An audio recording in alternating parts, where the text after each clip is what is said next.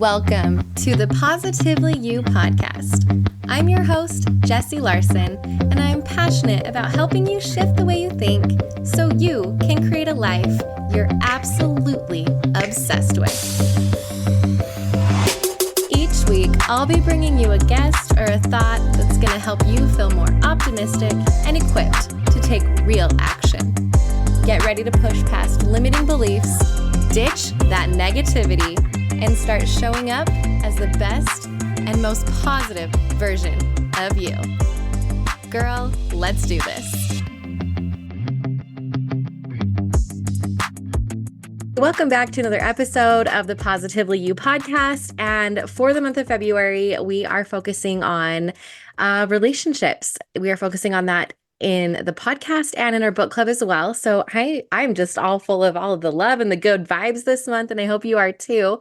So I'm so excited to have my friend Amberly on today. She is a marriage and family life educator with her passion is marriage relationships, and I've been following her for a long time. And everything that she teaches and preaches about marriage, I absolutely love. So this is going to be a super fun conversation. She has her bachelor's degree in family studies, her master's of education with an emphasis in family life education. She works as a marriage educator. She shares tons of date night tips, things for increasing your emotional and your physical intimacy, which I love, and just ideas for making marriage more fun, which I'm all about. So I'll stop talking. Amberly, hi, welcome. Hey, I'm excited to chat with you. Awesome. Anything I missed here? Do you want to give a little blip about yourself? No, I think you got it all. I just have always been this hopeless romantic and like maybe a little over the top in my teen years to where it's like, okay, tone it down. But it's been fun to be able to turn that into my career and take that passion into something that really doesn't just entertain me, but transforms other people's marriages as well. I love that you're teaching from that side of it, where it's just it's always lit you up. I absolutely love that about you. It's my favorite. Okay, so who here, I can't see you, but if you're listening, raise your hand if you've ever heard that marriage is hard or marriage is a lot of work. Hi, everyone raising their hands right now, right? And that's true. I'm not saying it's not true, but you know that I'm really, really big on mindset and the words that we tell ourselves and the intentions that we put out there. And so if we are entering into this new relationship being like, this is hard. Oop, this is hard. When does this get hard? This is a lot of work. I'm not really looking forward to that a lot. I don't know about you, but I like fun things. I like when I'm engaged and excited and looking forward to things. I don't really love a lot of hard things. So Mhm. I've always been like, let's shift that. Like it is hard, but marriage can be a lot of fun. And that's something that I think you're really, really passionate about is making it fun. It is. And I think if you have that fun mindset, the hard work part seems easier, seems more fun. It's not so like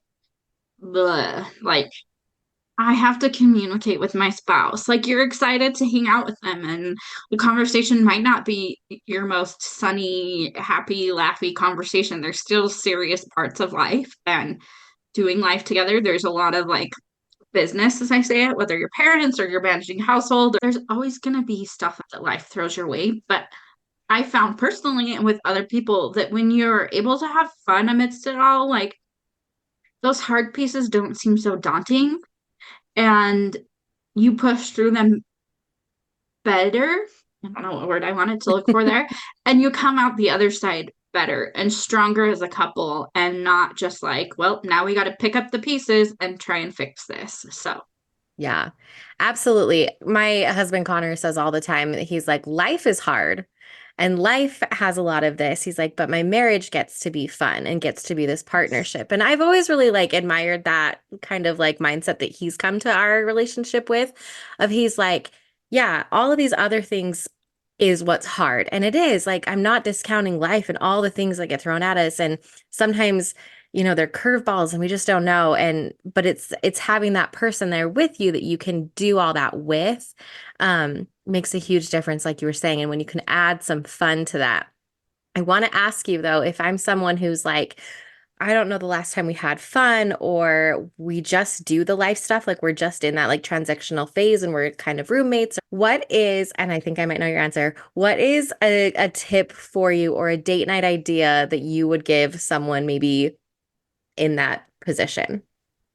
So, talking about like a date night idea, if you are in a space where you just feel like we don't enjoy each other, we're roommates, like we just talk about the business and I don't know what else to talk about, don't plan yourselves like a 48-hour getaway or even like a 4-hour date and expect it to be super fun and everything that it once was, even when you were first dating and like could spend hours together talking about absolutely nothing and everything at the same time, because you were going to find yourself talking about absolutely nothing and Yeah. sitting, not in the sense of like everything, just like there is nothing to talk about and not enjoying your time together. But you have to build up to that again. So I always tell people like start with a first date with your spouse. Like go Mm, for coffee, go on like a 10-minute walk around the block, something that you would do if you or that you would tell like a friend or a sibling or someone to do if they were meeting someone for the first time. Like I'm really interested in this person and I really want this to go somewhere. Okay, so start here. And then if that goes really well, add another activity onto it. And then if that goes really well, plan something for the next day. But you kind of have to start that relationship and build up to it again. Otherwise, I think you get in that, you continue that like daunting, like, this is just not what it used to be mindset because it isn't what it used to be. And it's not ever going to be what it used to be, but it's going to be something great in how it is now. And you're going to look back on those times and pull things from those times. Like, what about that time when you were dating did you guys love to do? What made it so great? What, for me and my husband, it was just wandering the city late at night, walking around, talking, right? Like, we just wander aimlessly and walk and talk and because we were both living our with our parents and we didn't let it was like here's our like alone we can go be alone and um maybe it is just like going and grabbing ice cream or like hey do you want to meet me for lunch for a slice of pizza, I only have half an hour, give yourself like that time restraint and be on the same page about like we're starting at square one and we're going to start it slow, just like if you haven't had sex in years or even months, you don't want to just like jump into bed together. Like right. start small, like hold each other's hand and hug for longer and share a passionate kiss. And it is going to start a little bit further into a relationship than it would if you're first meeting someone for the first time. But it is basically like starting the relationship anew where you are both at now and then building that romantic side on top of hopefully you have a strong parenting partnership or a strong household management partnership or whatever. And maybe you are just ships and night roommates doing your own thing side by side, build that relationship together again. Mm, I love that. I love the idea of like the first date kind of thing and just the starting small because when something is wrong, our first thing is always with no matter what it is, if it's in our marriage, if it's in our house, if it's our like downstairs closet that we've been ignoring forever, and then suddenly we decide to tackle it and we are gonna do the entire thing right, and then it becomes a whole thing. So we do this where we want to do a complete overhaul and jump in. And I think that's the thing, right? Where we plan the romantic getaway or we do the big thing and then it may or may not blow up in our face. So I really love that idea of like, hey, do you have a half hour to go grab lunch? And then you're just starting that connection again. You're just starting Mhm. these little things. And I think that that is a really, really good tip. Even if you're not like, struggling or at this point where you're like, hi, who are you anymore? Because we've just been doing our own thing for so long. But even if you're just like, you've got little kids and you've been so busy and you're just like, date nights have fallen off and you're like, oh, we got to do date night. We got to do date night because we're always hearing how important weekly date nights are or frequent date nights Mhm. to just be like where's a point where we can just connect, right? Because that's what dating was. It was just a point where you two could connect and learn about each other and get to know each other a little bit more. So I really like kind of just going back to the basic. Yeah. And when you're dating, like you're not going on an official date every single Yeah. day, right? But like, I don't know about everyone else listening, but myself, like, I wasn't just like, yeah, let's only hang out on what Fridays and connect and like we'll text here and there. Like, it was I mean, I was a hopeless romantic and I fall hard fast and I do things a little backwards, but like from the time he got my number, like we were chatting on Facebook Messenger, we were texting or calling every day. If we didn't see each other, we called and talked on the phone. Like we did something together every single day. And sometimes it was him watching Ice Road Truckers next to me on the couch while I did homework, but like my legs were on his legs, or somehow we were holding hands while I was doing homework. I don't really know. Somehow you make it work, right? Like Yep. somehow you eat one-handed while you're on a date because you can't let go of each other, and it just manages to work. But it's just looking for those little moments every day that you can spend time together. And even if you're not like, I want to be with you every moment of every day, like I think some people are that way in their marriage. And I think it is because they've done those little things to keep that built. John Gottman always says it's the small things that done often that make the biggest difference. And I think that speaks to like people who don't love Valentine's Day, because you should be sharing love every single day, like you should. Valentine's Day is a fun, like just a little bit extra, but it also can be a good like starting point momentum to like jump in with everyone else. And then how do we keep this romance going? So Yeah, I like that. Okay, so if we are, right, because Valentine's is like right now, if we are using this as like a jumping off point, how do we keep that momentum going, right? Because it can feel like, okay, we got that done and over with, like until next year. yes, and it's not just like a once a year thing. Sex isn't Yeah. just for Christmas, Valentine's, birthdays. Like, Yes, there's a meme, and I know everyone's seen it that goes around. It peeks its little head up every February 1st. I see it, and it's the razor. Do you know what I'm talking about? It's the razor with all the hair in it, and it's like your razor's on February 13th or something. And it's this like, haha, because we never get intimate or do anything until Valentine's Day. And I hate that meme so much because it makes me like, if it's relatable, that makes me just, no, it shouldn't be once a year. It should be this continual thing and this continual effort. And I know that that can maybe, I don't know, seem hard or overwhelming, but so, so, so worth it. So that's my, I'll jump off my I hate that razor meme soapbox now. I like it. I like it. And it is like, even like with that, like simple things you're doing every day. That sex talks book that you're reading, and I got it when it pre-released, or when it pre-ordered, when it released like last year around this time, and I've Hmm. started it and gotten halfway through it. So I'm reading it along with you this month, and I'm gonna finish it because I love it. But Vanessa and Xander talk about how they make out every single day at night. Like that's like their nightly routine. They make out, no expectation of anything else. If it goes further, that's great. I know some people who shower together at the end of every day, and it's not like a we're jumping in the shower to get jiggy with it. That's just where they connect, and they're connecting physically in an intimate way, in an intimate space. And they just talk about the day. And it can be something like that. It can be just sitting in bed together, cuddling at the end of the day. And just those little things that you're doing in between Valentine's Day, in between every single week's date night, if you get 4 hours to go on a date, or if that's only monthly. I remember during COVID, during the pandemic, people were like antsy because they couldn't go out together like they used to. That even if Hmm. they were people who like only went out every so often, because it now wasn't an option for them, they were like wanting it. And you saw Yes. people set up like tables in the back of their car or next to their car in the parking lot and get takeout and have a fancy dinner, or and people were looking for like, what is that creative way I can make this happen? And I think you have to do that in your marriage. Like, I can't do this right now, but like find that like desire to want to, and take that momentum and just move forward with it and find some creative way. I remember one day I was at the grocery store and I found they had like crunchy peanut butter Reese's, creamy peanut butter Reese's, and regular Reese's. And I grabbed a pack of each, and I texted my husband a picture, and I said, we're gonna have a mini date tonight on the deck. And we sat outside on the deck after the kids went to bed, and we talked and we tried each of the Reese's and decided which ones were our favorite and told the internet what we personally thought. And it was like 15 minutes, but it was just like a fun Hmm. thing to do together to connect. I think And it's it's the simple. intention. Yeah, it's the Yes, yes. intention behind it. And I think that's where I don't know, we almost like take it for granted because we do have so many other things going on.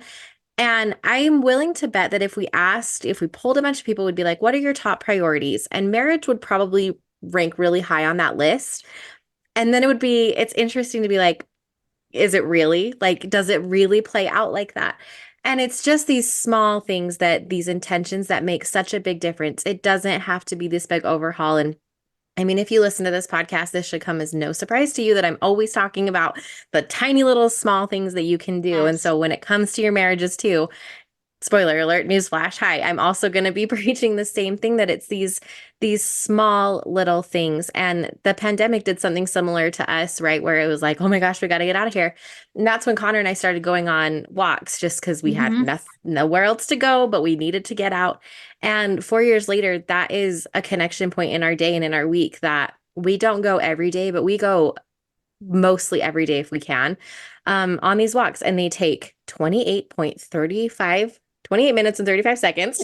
Look at you to the T. I have my watch on. I know the split that it takes, but it's so like it's just this intention where we know we have that, we know we have this connection point. And I actually really, really look forward to that, especially if we've had, busy days where we've been in our offices all day or we haven't seen each other, we've been running kids around, and it's like, I know I've got 28 minutes that I can talk to you uninterrupted. And it's just these little things, whether, if you don't want to go for a walk, if it's like, hey, after the kids are in bed, we don't go straight to the TV. Or if we do, like we have, a certain show we're watching together and then we turn it off and discuss it or something, like Yes. just a little bit extra intention instead of living just on this autopilot.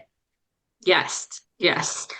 I remember seeing you on one of your walks. I was like, I think I saw the back of your heads. Is this weird? I'm not a creeper at all. I'm totally a creeper It's fine. sometimes. If you live near me, you've seen us on our walks. It's And fine. I loved it. And yeah, and I've seen like people at the grocery store, people are like, well, don't just go grocery shopping for your date, but what is your motivation behind it? We're watching The Office for the 50th time. We watched The Office so many times, and then we started listening to the Office Ladies podcast, and we would listen to an episode, and then we would watch that episode. And so it was more intentional than just like, let's put The Office on in the background while we both scroll our phones right here. We were like intentionally in our head, like we're listening to this podcast here, or we're watching to see like that's a new scene, right? And so Yeah. it can be something as simple as that. Something I would add is habit stacking. And I'm sure you've talked about this before, but build on Yep. something you're already doing. I used to watch my parents do the dishes together at the end of the day. And I added this in one of my podcast episodes, and my mom's like, I wouldn't necessarily have thought that we were doing that to connect. I was like, that's fine. But you could, like, it could just be like Yeah. everyone's playing in the background and you're there at the sink doing dishes. You're getting something done together and connecting at the same time. So I've heard a thing that's like, don't always divide and conquer on things, like, do them together. And I think that's not always possible, but it is a good thought on that too, of like, where can we find that time? What time can you find? And how can we get back a glimpse of who we were when we were dating and who we were when we first got married and who we wanted to be as we grew old together. Yeah. Going back to, the advice that we always get is, you need to keep dating your spouse, keep dating your spouse. And I think we all internalize that as, okay, every Friday night we need to go out on a date. And I think what I'm coming to realize and kind of and thinking about is it's not so much the act of the date, but more like the mindset and everything that goes into when you were dating, right? It wasn't necessarily about the dates. Like, yeah, I had fun dates that I can think back on, like, oh, that was a really fun activity. But again, it's more of like the anticipation and the looking forward to things and the like, oh my gosh, I can't wait to tell you about this. And just all of the, again, intention that went into dating. So it's not so much like that you need to always have a scheduled activity on a calendar. I mean, that definitely helps to have some structure and some plan around it, but it's so much more like the entire mood of what Mhm. dating was for you. It's not just the date, right? Yeah. I well, I've been talking to my sister about this week. We watched Bachelor and then like Marco Polo about the drama and our thoughts. And I was like, I want to go plan their dates. Like some of the dates are just so over the top and they think like they make it this big, huge thing. And I always tell people, like, don't think bachelor level, think connection, like bachelor connection. Like their idea is like you have hours together, to connect with each other 3 months worth in one day, right? Mm-hmm. But like you're going for this connection, sharing that vulnerable side of yourself, talking about things that are going on, talking about things that interest you. Because you think you know your spouse when you get married, and you do, but you never know everything there is to know about your spouse. And we are always changing, right? Like we're changing and we're changing alongside each other. But even when you're changing alongside each other, you can sometimes kind of change and separate yourselves if you don't maintain that connection and that respect and that understanding and being willing to like I always say like continue to pursue your partner, like do something to pursue your partner every single day, whether it's sending them a meme that you thought about them or a stupid reel or um laughing at something they think is hilarious or like just telling them why you like them or saying thank you. Like my husband's getting ready to go out of town for work, and I was like, does it fall over garbage day? Do I need to put on my calendar, put the garbage out? Oh no, I don't. Because when he's traveled for work in the last couple of years, I've been like, I take that for granted that he just rolls the garbage out on whatever days. I'm like, I forgot about that. And so, like, things that you have just come to expect because that's how your relationship works. Just acknowledging those things and taking 3 extra seconds to kiss for longer. You have 3 extra seconds to kiss. It's not going to make you late for work. Like, You do. I love that you brought that up about saying thank you for the things that we take for granted. I think this is huge. So much. I mean, we're both managing a household together, we're doing things, and we can get it in our heads, especially as like the mom and the wife of the home, of like, why should I have to thank you for that? Like, you should just like do things. And so that can feel weird to acknowledge and thank. Thank yous go so far. Feeling mhm. appreciated. I mean, we know this. When we are thanked for something, when we are seen and acknowledged, holy cow, it goes so far. And it doesn't have to be this like above and beyond. But like you said, like he gets home from a trip and you're like, hey, by the way, thanks for always taking the garbage can out. Like, didn't really notice that that was a big deal, and it really is. Thanks. And then suddenly he's like, wow, like she noticed that. Just that little thing can shift an entire vibe and mood of your entire day or relationship or whatever. I think that we discount how important just acknowledgement and thank yous can go a huge way. So, I mean, if you do nothing, like just go thank your spouse for something today and Yeah, you've for sure. like check it off. You did something for your marriage. And it takes 3 seconds. You don't have to Yeah. spend any money on it. You do have to spend a little bit of brain power maybe to think about like what can I thank my spouse for. I saw someone do like a gratitude journal type of thing for their marriage once, and it was kind of like a back and forth one where each day someone wrote something they were thankful for and passed it back to the next person. But I think even just like keeping your own, if you really want your marriage to like change and you want to shift that mindset, like keeping your own gratitude journal like you would for yourself, those things that you're doing to change your mindset on life, find a way to do them for your marriage and change your mindset on marriage. Like, what are 3 things I'm grateful to my spouse for today? They might be the same things every single day for a bit until you Hmm. start to shift that mindset and think about it.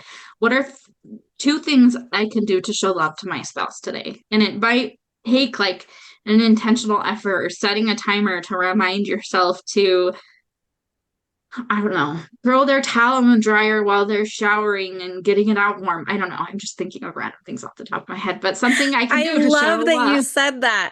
The literally the last podcast I just listened to used that as an is example. an That is example. so funny. It's one of my Yes. favorite, like random things. Do I ever do it? No. I've Should I? never done Maybe. it. I think my husband would love it because he loves to like get out of the shower into like a sauna. So I'm like, Hmm. heck, that probably, I would have to like actually wake up and go all the way downstairs and put it in the dryer and then but it can be worth it. And it can be today my husband left the empty bottle of vitamins out on the counter. And I was like, he may have thrown away. But then I was like, no, this is just like his reminder, right? And so Hmm. instead, I added it to my grocery list and then threw them away and then texted him and said, hey, I'm going to the store. I'll grab your vitamins. And he said, okay. Like something simple that like changed my mindset of like, this is his reminder. So I'm going to add it to my list and be like, hey, I'm already going here. So I'll throw this away, um, Yes. take it off. And so, yeah, any way people think and anything they're trying to think of, like, just shift your mindset just a little bit and find a way to love your spouse more. thank your spouse or touch your spouse more. Or I always think of like the love languages, but I tell people to use all of the love languages, like find a way, even if your spouse isn't words of affirmation, they still are going to love if you tell them you think they look really hot in those pants, or you're grateful to them for something, or like whistle at them or toot their horn in public, something. Everyone appreciates all of those things. And so it's kind of a good place to Absolutely. be. So I love that you went to that direction because my next question was asking you, we're talking about how to show our person love and all of this stuff. And I know that you're a big fan of the love languages. Um, is that something that you think every couple should take the test? Do you think that we just kind of like naturally figure it out along like the timing that we're in our relationships, or and when we maybe are missing the mark with the love languages? So I did a webinar on the love languages recently, and it was like to a lot of people who are professionals in the field. And so I was like, this is kind of a taboo topic. And it's not a taboo topic, but like people either love the love languages or they're like, they're just a load of crap because they're not research based. But I think they are a really excellent tool to going back to that word intention to help you start thinking they're not like the end all save your marriage, only use the love languages. Like if your spouse's words of affirmation, just build them up, build them up, build them up, and nothing else.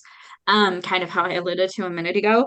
But I think they're a really great tool. And I do think it's helpful to know. I think I was listening to stories or something the other day, and someone was saying, like, took us a while to figure out, but I think we finally figured out, like, this is my love language and this is his love language. And then there was someone talking about kids' love languages and how they kind of will settle into one. But I think that your love languages can change. I also think that everyone appreciates all of the love languages. I have so many things I could say about the love languages. And it's just as important to recognize when your spouse is speaking love to you in their language or even in a language that's not yours, um, as it is to appreciate them giving you a back scratch because your physical touch, and that would be my husband's number one. I'm terrible at it. I need to be better, but it's like a good back scratch, right? Like, Yeah. um, and so I do think the love languages can be a powerful tool and they can be a great place to start. And that's actually one of the first things.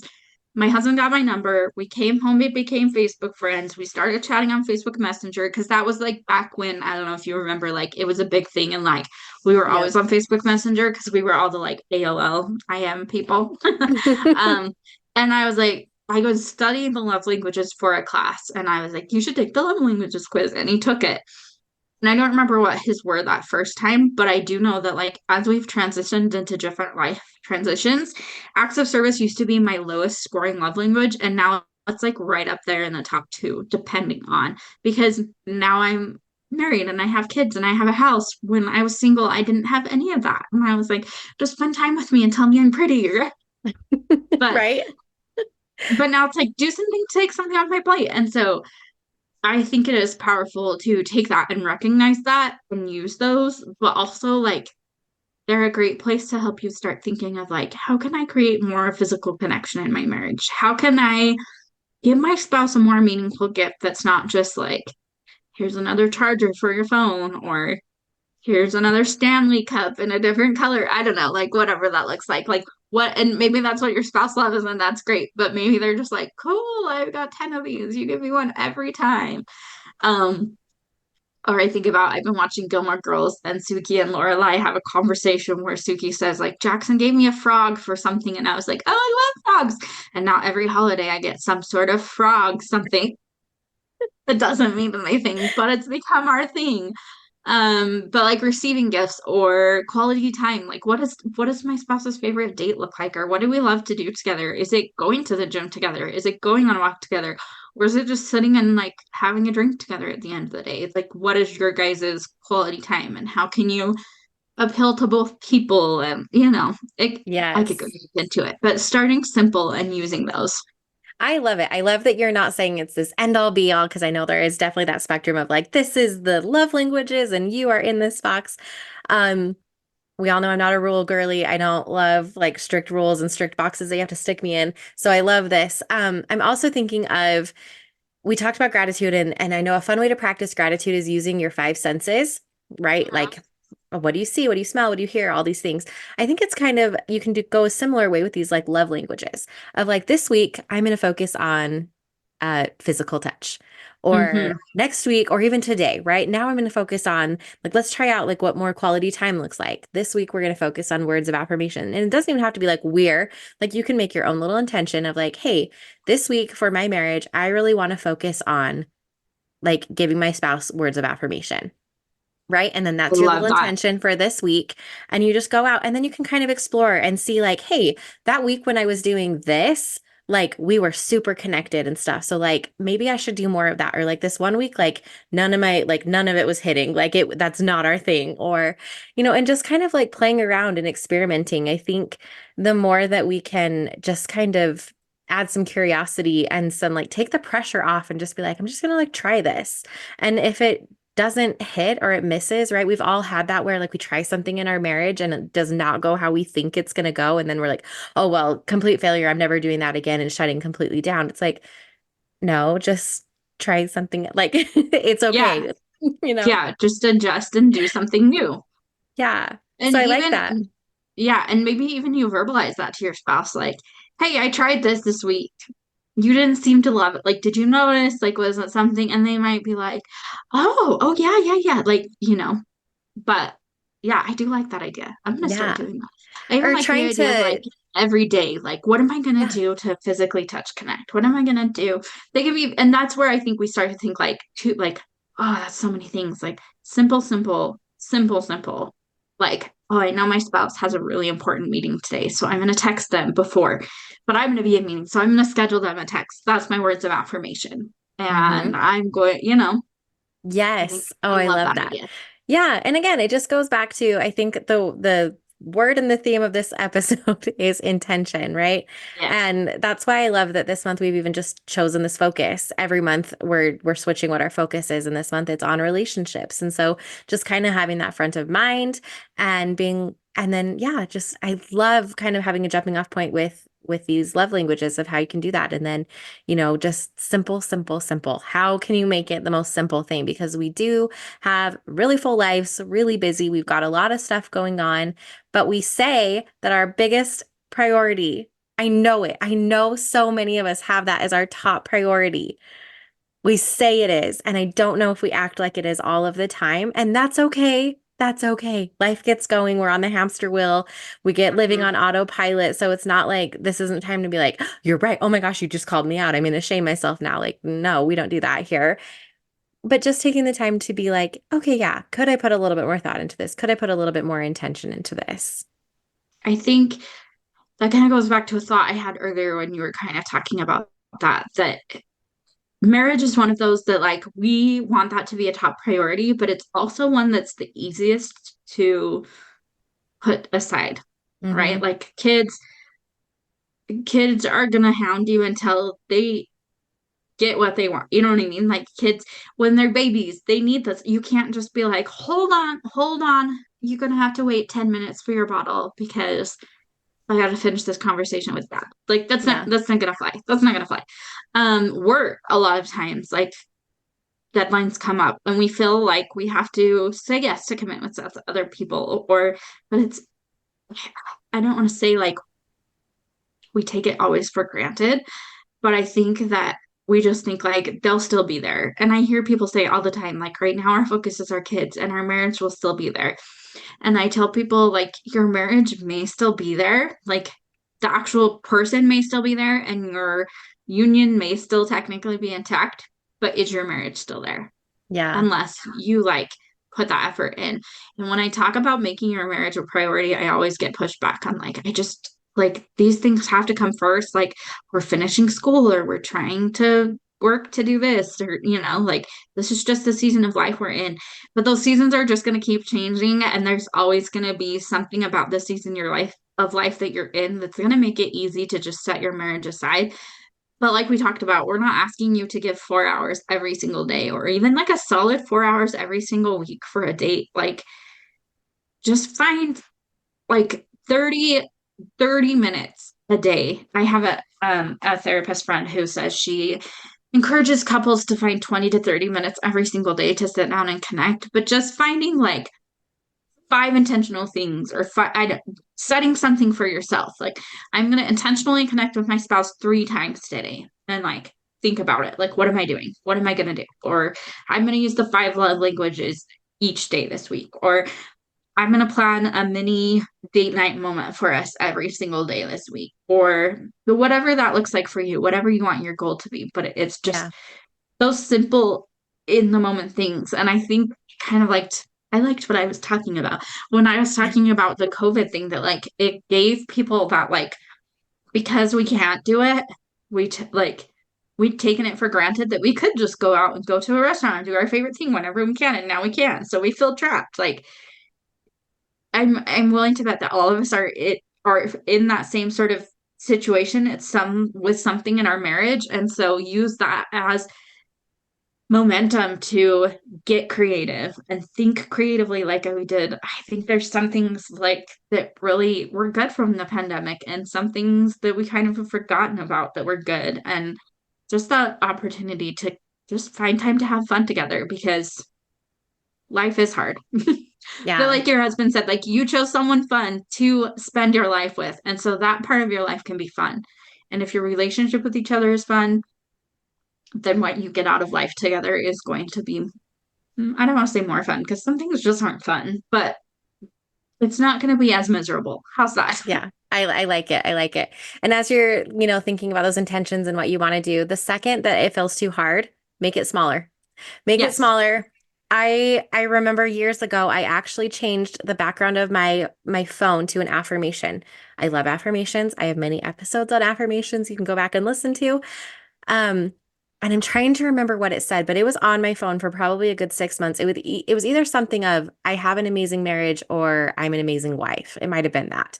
And so every time I picked up my phone, it just reminded me, I'm an amazing wife. I'm an amazing wife. And so that was top of mind of like, okay, well, if that's true, what am I doing? What am I doing? Or like, I have a really happy marriage. Something, it was something along those lines. That literally can be your goal. Like, you don't even have to do anything. I just Hmm. had a reminder that told me every single time I picked up there that that was a priority to me. And in the background, in my subconscious, that made a huge, huge difference in how I was showing up, because I was just like, I was reaffirming that every single time I looked at my phone.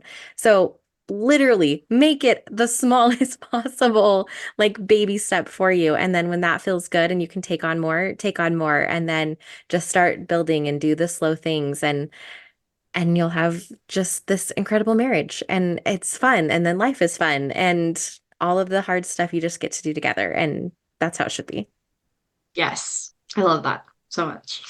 All right, so you've got some fun stuff. I know you just talked about teaching a master class. I know you've got a podcast, you've got blogs, you have tons of resources to help us make sure that we are prioritizing our marriages. So where is the best place to kind of connect with you and find out more? So everything I do is a prioritized marriage. I'm on Instagram, TikTok, Facebook at a prioritized marriage.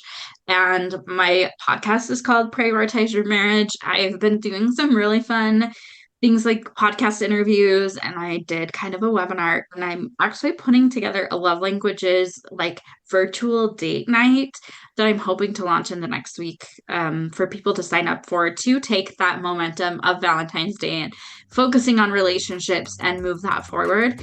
And I'm always talking about those just fun, simple ways that I make my marriage a priority, or that I see other people making their marriage a priority, or ways that you can do it depending on what season of life you are in. Yes, I love it. She's got so many good things over there and so many good things in the works too. So I have all of the links down below. You guys can click on those, and just want to say thank you so much again. I could talk this topic forever. It's so much fun for me. So thank you. Thanks for letting me come chat with you.